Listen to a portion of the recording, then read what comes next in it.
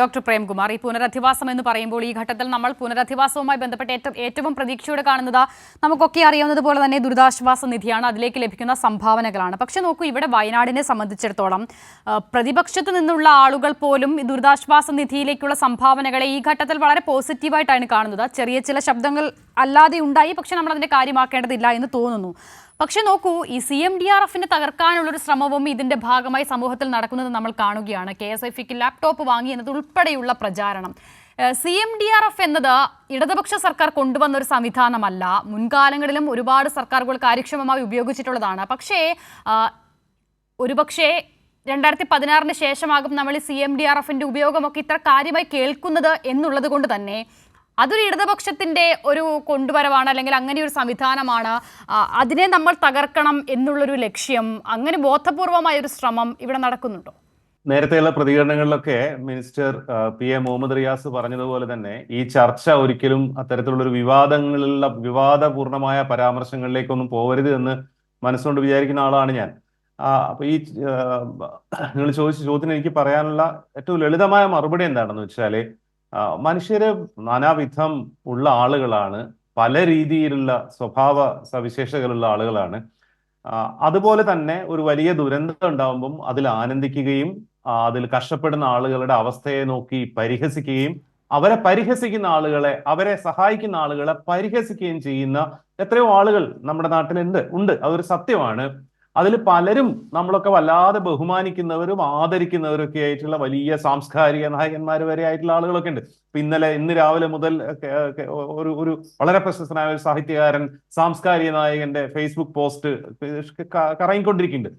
എങ്ങനെയാണ് റീബിൽഡ് വയനാട് എന്നുള്ള ഒരു പ്രോസസ്സിന് വേണ്ടിയിട്ട് ഡിവൈഎഫ്ഐയുടെ ആളുകളിൽ നിന്ന് പണം സ്വരൂപിക്കുന്നതിന് പകരം ആക്രി കളക്ട് ചെയ്തിട്ട് അത് വിറ്റിട്ട് ആ പൈസ CMDRFലേക്ക് കൊടുക്കുന്നു എന്നുള്ളതിനെ ഏറ്റവും മനുഷ്യത്വരഹിതമായ രീതിയിൽ പരിഹസിക്കുന്ന ഒരു വീഡിയോ ഷെയർ ചെയ്തുകൊണ്ട് രംഗത്ത് വരികയാണ്. കേരളത്തിൽ ഏറ്റവും ആദരിക്കപ്പെടുന്നു എന്ന് കരുതുന്ന സാംസ്കാരിക എന്നുള്ള ടാഗ് കൊണ്ട് നടക്കുന്ന ആളുകൾ, അങ്ങനെയുള്ള മനുഷ്യന്മാർ അവിടെ ഇവിടെയൊക്കെ ഉണ്ടാവും. അവിടെ ഇവിടെയൊക്കെ വളരെ ദുർലഭമായിട്ടുണ്ടാവും. അത് സ്വാഭാവികമാണ്. അത് പ്രകൃതിയിൽ ഉരുൾപൊട്ടൽ ഉണ്ടാവുന്നത് പോലെ ഉണ്ടാവുന്നതാണ്. ഇത്രയും വിശാലമായി നോക്കൂ, പക്ഷെ അതിനൊരു അശാസ്ത്രീയത നമ്മൾ ഈ സമൂഹത്തെ ബോധ്യപ്പെടുത്തേണ്ടതില്ലേ? ഇപ്പോൾ ഒരു ഉദാഹരണം പറയാം. മുഖ്യമന്ത്രിയുടെ ദുരിതാശ്വാസ നിധിയിലേക്ക് വയനാട് പുനർനിർമ്മാണത്തിനൊക്കെയായി വലിയ തുകകൾ പറഞ്ഞിരിക്കുന്ന ചില ട്രസ്റ്റുകളൊക്കെ ഉണ്ടല്ലോ. പിന്നീട് വരുന്ന ചില ആളുകൾ CMDRFലേക്ക് പൈസ കൊടുക്കുന്നില്ല, ഈ ട്രസ്റ്റിലേക്ക് കൊടുക്കാമെന്ന് പറയുകയാണ്. അപ്പോൾ അതൊക്കെ ഉണ്ടാക്കുന്ന ഒരു അപകടമുണ്ട്. അതിനെ ആളുകളെ എങ്ങനെ നമ്മൾ ബോധ്യപ്പെടുത്തും ഈ ഘട്ടത്തിൽ? അല്ലെങ്കിൽ പിന്നെ എപ്പോഴാണത് ഇവർക്കിത് പറഞ്ഞ് മനസ്സിലാക്കി കൊടുക്കുക എന്നതുകൂടിയില്ലേ?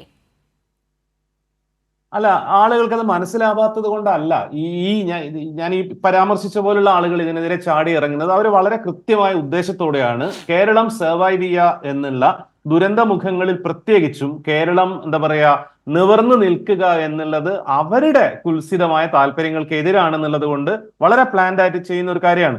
ഇന്ന് കേരള ഹൈക്കോടതിയിൽ ഒരു പൊതു താല്പര്യ ഹർജി ഫയൽ ചെയ്യപ്പെട്ടിരിക്കുന്നു. നമ്മുടെ ഷുക്കൂർ വക്കീൽ എന്ന് നമ്മൾ പറയുന്ന സിനിമാ നടനൊക്കെയായിട്ടുള്ള ഷുക്കൂർ വക്കീൽ, അദ്ദേഹം ഒരു ലീഗൽ ആക്ടിവിസ്റ്റും കൂടിയാണ്, പ്രാക്ടീഷണർ എന്നുള്ളതിനേക്കാൾ കൂടുതൽ. അദ്ദേഹത്തിന്റെ ഒരു PIL ഫയൽ ചെയ്യപ്പെട്ടിരിക്കുന്നു. അതിൽ പറയുന്ന ഒരു കാര്യം എന്താണെന്ന് വെച്ചാൽ, വളരെ കൃത്യമായിട്ടും അതായത് ആളുകളുടെ നന്മയിൽ നിന്നാണ് ഈ ഫണ്ട് പിരിക്കപ്പെടുന്നത്. അതായത് സഹജീവികളുടെ സങ്കടത്തിൽ സഹായിക്കണം എന്ന് കരുതിയിട്ടാണ്. അങ്ങനെ പിരിക്കുന്ന ഒരു രൂപ പോലും, ഒരു നാണയത്തൊട്ട് പോലും വേസ്റ്റ് ആയി പോവരുത്, അൺഓഡിറ്റഡ് ആയിട്ട് പോവരുത്, ഓഡിറ്റ് ചെയ്യപ്പെടണം. ഓഡിറ്റ് ചെയ്യപ്പെടാനുള്ള ഏറ്റവും നല്ല സംവിധാനം അത് സർക്കാർ സംവിധാനത്തിലൂടെ ആവുക എന്നുള്ളതാണ്. അത് ഒരു കാര്യം, കൊടുക്കുന്ന ആളുടെ കാര്യം. അപ്പുറത്ത് ഈ ദുരന്തത്തിൽ ദുരിതം അനുഭവിച്ച വീടും കൃഷിയിടവും ഭൂമിയും ഒക്കെ നഷ്ടപ്പെട്ട, ബന്ധുക്കളെയൊക്കെ നഷ്ടപ്പെട്ട ആളുകളെ പുനരധിവസിപ്പിക്കുക എന്നുള്ളത്, അവരുടെ പുനരധിവാസം എന്നുള്ളത് അവരുടെ റൈറ്റ് ആണ്. ഇവിടുത്തെ സിറ്റിസൺസ് എന്ന നിലയിൽ റൈറ്റ് ആണ്. സർക്കാർ അവർക്ക് ചെയ്തു കൊടുക്കേണ്ടുന്ന കാര്യമാണ്. അത് ഒരു കാരണവശാലും ഏതെങ്കിലും ഒരു സംഘടനയുടെയോ പാർട്ടിയുടെയോ വ്യക്തിയുടെയോ ഔദാര്യം മൂലമാവരുത്. അവര് നാളെ താമസിക്കുന്ന വീടിന്റെ പുറത്ത് ഇത് ഇന്നയാൾ കെട്ടി തന്നതാണ്, ദയ തോന്നി കെട്ടിക്കൊടുത്തതാണ് എന്നുള്ള ഒരു ടാഗ് ഉണ്ടാവാൻ പാടില്ല. അതുകൂടെ ഒഴിവാക്കാൻ. പിന്നെ മൂന്നാമത്തെ വളരെ പ്രധാനപ്പെട്ട കാര്യം എന്താ വെച്ചാൽ, എല്ലാവർക്കും ഒരേപോലെ വേണം ഈ പുനരധിവാസ പാക്കേജ് നടപ്പിലാക്കാൻ. ഓരോരുത്തർക്കും ഉണ്ടായ നഷ്ടങ്ങളൊന്നും പരിഹരിക്കാൻ മനുഷ്യ സാധ്യമല്ല തന്നെ.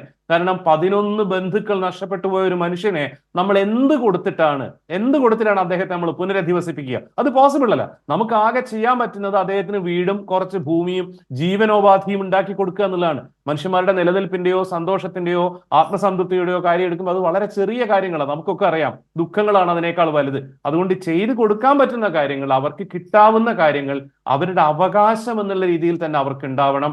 അങ്ങനെ ഉണ്ടാവണമെങ്കിൽ ചെയ്യേണ്ട കാര്യം എന്ന് വെച്ചാൽ ഇത് സർക്കാർ സംവിധാനത്തിലൂടെ വേണമെന്നാണ്.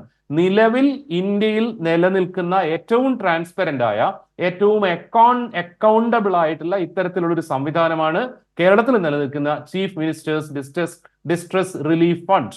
അതിൽ നിന്ന് 1 രൂപയെങ്കിലും ഏതെങ്കിലും ഘട്ടത്തിൽ ചെലവഴിച്ചതിൽ എന്തെങ്കിലും പിശകോ എന്തെങ്കിലും അധാർമികതയോ എന്തെങ്കിലും അൺഎത്തിക്കൽ പ്രാക്ടീസോ ഉണ്ടായിട്ടുണ്ടെങ്കിൽ അത് വളരെ കർശനമായി വരാതിരിക്കാനുള്ള ജാഗ്രത ഉണ്ടാവേണ്ടതാണ്.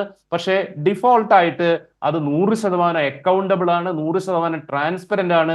എത്ര പൈസ എപ്പോ വന്നു, എന്തിനൊക്കെ പോയി എന്നുള്ളത് ഇവിടെയുള്ള എല്ലാവർക്കും അറിയാവുന്ന കാര്യമാണ്.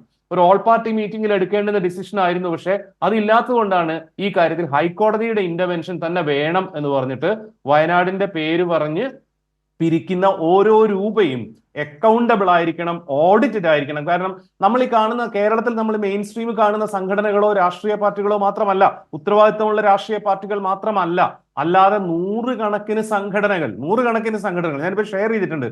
ഒരു ഫൗണ്ടേഷൻ, ഒരു എന്താ പറയാ, ഒരു NGO അവര് ഫണ്ട് സ്പെൻഡ് ചെയ്ത് ആഡ് ചെയ്യാണ് ഫേസ്ബുക്കിൽ. വയനാട്ടിലുള്ള ആളുകൾക്ക് ഭക്ഷണത്തിനുള്ള പൈസ സംഭാവന ചെയ്യുന്നു പറഞ്ഞിട്ട്. നമുക്കറിയാം, വയനാട്ടിൽ ക്യാമ്പിൽ കഴിയുന്ന ആളുകൾക്കുള്ള ഭക്ഷണം കൊടുക്കുക എന്നുള്ളത് കേരള സർക്കാർ ഏറ്റെടുത്ത് കഴിഞ്ഞിട്ടുള്ള ഉത്തരവാദിത്തമാണ്. അവിടെയുള്ള കുട്ടികൾക്ക് കളിപ്പാട്ടങ്ങൾ വരെ അവരുടെ ആവശ്യം എന്താണോ അത് മുഴുവൻ നിവർത്തിക്കാൻ ഉള്ള ഒരു സ്റ്റേറ്റ് മെഷറി അവിടെ വർക്ക് ചെയ്യുമ്പം ഇന്ത്യ മുഴുവൻ കറങ്ങുന്ന ക്യാമ്പയിൻ എന്താണെന്ന് വെച്ചാൽ അവിടെ ദുരിതത്തിലായിരിക്കുന്ന ആളുകളുടെ വിശപ്പ് മാറ്റാൻ നിങ്ങൾ സഹായിക്കൂ, 1100 രൂപ തരൂ, ഒരു ഭക്ഷണ കിറ്റ് കൊടുക്കണമെന്ന് പറഞ്ഞിട്ട് ഇതിനെ കച്ചവടമാക്കുന്ന ആളുകളുണ്ട് നമ്മുടെ ചുറ്റും. ഇതിനെ വളരെ വളരെ വളരെ ഫലപ്രദമായി, വളരെ ശക്തമായി തന്നെ സർക്കാർ ഇതിൽ ഇടപെട്ടിട്ട് ഒരൊറ്റ ട്രാക്കിലൂടെ, അത് മുഴുവൻ ആളുകളെയും റെപ്രസെന്റ് ചെയ്യുന്ന ഒരൊറ്റ ട്രാക്കിലൂടെ കൊടുക്കാനും അത് ഇൻസിസ്റ്റ് ചെയ്യുന്ന ഒരു സിസ്റ്റം ഉണ്ടാക്കാനുമാണ് ശ്രമിക്കേണ്ടത്. സത്യം, അസിത പറഞ്ഞത് സത്യമാണ്. ഇപ്പം KPCC പ്രസിഡന്റ് K സുധാകരനിൽ നിന്ന് തന്നെയാണ് ആദ്യം അങ്ങനെ ഒരു മോശം കമന്റ് വന്നിട്ടുണ്ടായിരുന്നത്. കോൺഗ്രസിന് ഫണ്ട് ഉണ്ട്, അവിടെയാണ് കൊടുക്കേണ്ടതെന്ന് പറഞ്ഞിട്ട്. പക്ഷെ അതിനുശേഷം നമ്മൾ കണ്ടു കോൺഗ്രസിന്റെ ധീരരായിട്ടുള്ള നേതാക്കന്മാർ, ഏറ്റവും സീനിയർ ആയ കേരളത്തിലെ നേതാവ് AK ആന്റണി അടക്കം CMDRFലേക്ക് ഫണ്ട് കൊടുക്കുകയാണ് ചെയ്തിട്ടുള്ളത്. അപ്പൊ ആ ഒരു ക്യാമ്പയിൻ ശ്രമം എന്ന് പറഞ്ഞ കാര്യത്തിൽ നമ്മൾ വലിയൊരു സംഭവമായിട്ട് കാണേണ്ട ആവശ്യമില്ല. അതിനെ തള്ളിക്കളയാനുള്ള വിവേകം മലയാളികൾക്കുണ്ടെന്ന് ഞാൻ വിചാരിക്കുന്നു. വളരെ ശരിയുമാണ്.